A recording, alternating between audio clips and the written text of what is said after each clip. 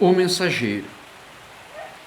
Eu duvido muito que alguma era verdadeiramente conheceu o mensageiro que Deus lhe tinha enviado, exceto na primeira em que Paulo foi o mensageiro, e até mesmo nessa era, muitos não o reconheceram apesar do que ele era.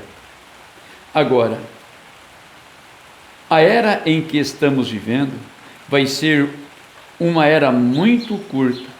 Os eventos vão tornar-se conhecidos muito rapidamente.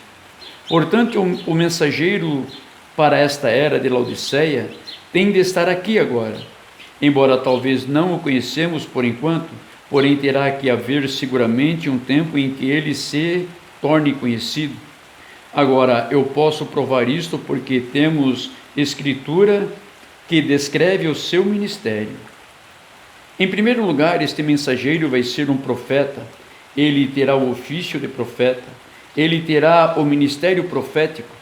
Este será baseado solidamente na palavra, porque quando ele profetiza ou tem uma visão, será sempre orientado à palavra. Profetiza ou tem uma visão, será sempre orientado à palavra. E sempre acontecerá. Ele será vindicado com um profeta por causa de sua exatidão. A prova de que ele é um profeta encontra-se em Apocalipse, capítulo 10, versículo 7. Mas nos dias da voz do sétimo anjo, quando tocar a sua trombeta, se cumprirá o segredo de Deus, como anunciou os profetas, seus servos. Agora, esta pessoa que está neste versículo é chamado de anjo. Da nossa versão da Bíblia, não é um ser celestial, o sexto anjo das trombetas, o qual é um ser celestial. Está em Apocalipse 9, versículo 13. O sétimo da mesma ordem está em Apocalipse, capítulo 11, versículo 15. Este aqui em Apocalipse 10, versículo 7, é o mensageiro da sétima era, e é um homem. E ele deve trazer uma mensagem de Deus, e a sua mensagem e o seu ministério irão cumprir o segredo de Deus, como anunciou aos seus servos, os profetas. Deus vai tratar este último mensageiro como um profeta, porque ele é um profeta.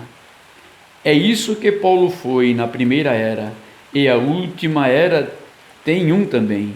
Amós capítulo 3, versículos 6 e 7.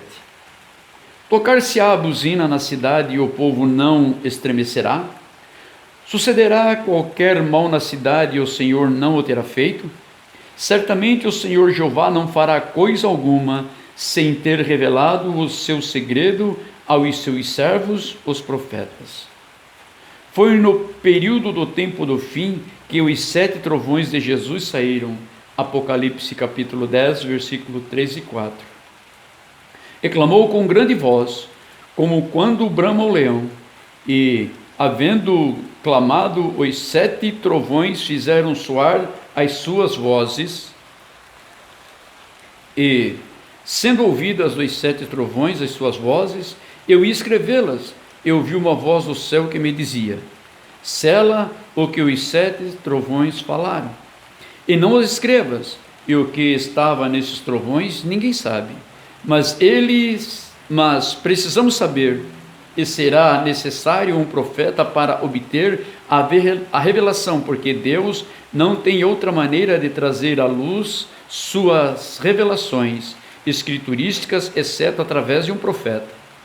A palavra sempre veio através de um profeta e sempre virá. Que esta é a lei de Deus, fica evidente, até mesmo por um exame ocasional da Escritura. O Deus imutável, com caminhos imutáveis, invariavelmente enviava seu profeta em cada era onde as pessoas tinham se extraviado da ordem divina. Havendo não só os teólogos, mas também o povo se afastado da palavra de Deus, sempre enviava seu servo para essas pessoas. Porém, a parte dos teólogos, o fim de corrigir o falso ensinamento e conduzir o povo de volta a Deus. Portanto, vemos que vem um mensageiro para a sétima era. Ele é um profeta. Não somente vemos que este mensageiro virá aqui em Apocalipse 10:7, mas encontramos que a palavra fala de Elias vir antes que Jesus retorne, em Mateus capítulo 17, versículo 10. E os seus discípulos o interrogaram, dizendo: por que dizem então os escribas que é mister que Elias venha primeiro? E Jesus disse: em verdade, Elias virá primeiro e restaurará todas as coisas. Antes da vinda do nosso Senhor, Elias deve voltar para uma obra de restauração na igreja.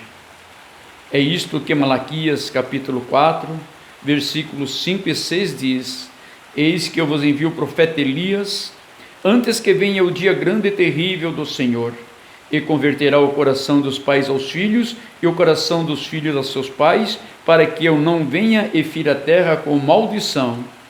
Não há absolutamente nenhuma dúvida que Elias deve retornar antes da vinda de Jesus. Ele tem uma obra específica a realizar. Esta obra é parte de Malaquias capítulo 4, versículo 6, que diz que ele converterá o coração dos filhos a seus pais. A razão de sabermos que esta é sua obra específica a ser feita neste tempo é porque ele já realizou a parte que diz que ele converterá o coração dos pais aos filhos. Quando o ministério de Elias esteve aqui em João Batista, Lucas capítulo 1, versículo 17, irá adiante dele o espírito e virtude de Elias, para converter os corações dos pais aos filhos e aos rebeldes à prudência dos justos, com o fim de preparar ao Senhor um povo bem disposto. No ministério de João, os corações dos pais foram convertidos aos filhos. Sabemos isso porque Jesus assim o disse. Mas não diz que os corações dos filhos foram convertidos aos pais.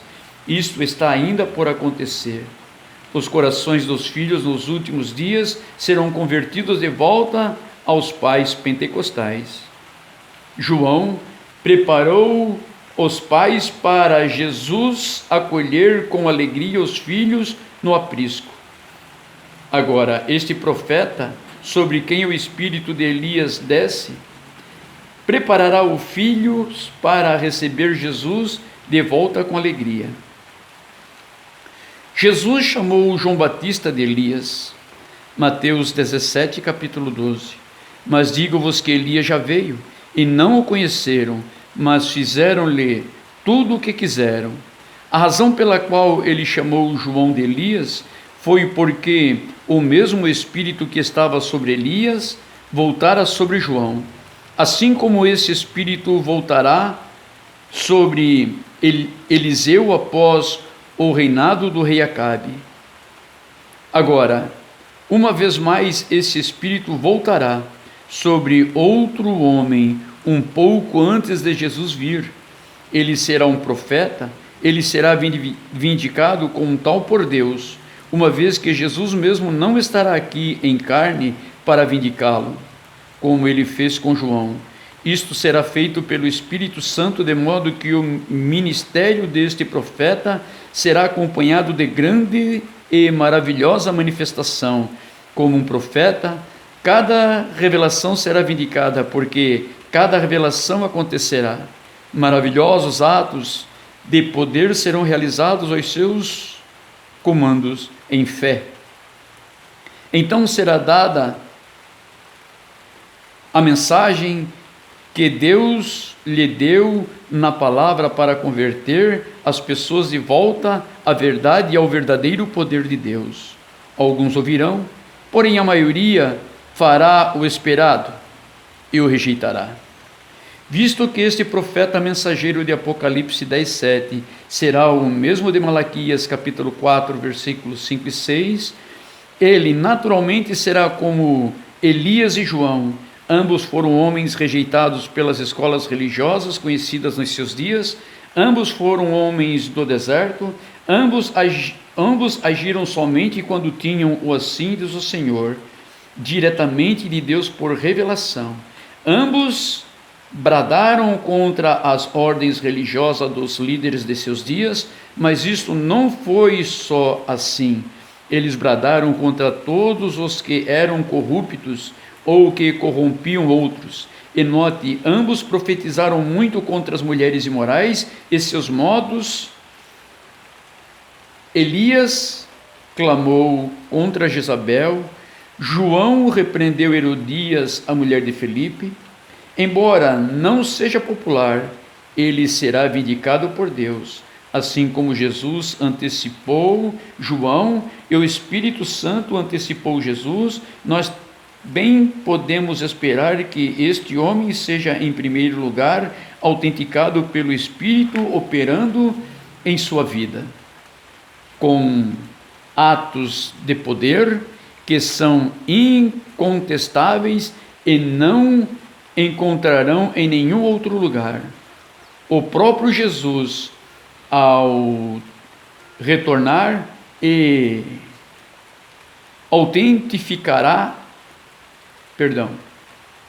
autenticará, assim como ele autenticou João. João testemunhou que Jesus viria, e assim este homem, como João, testemunhará de que Jesus vem.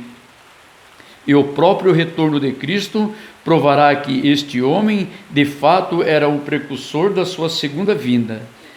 Esta é a evidência final de que este, de fato, é o profeta de Malaquias 4.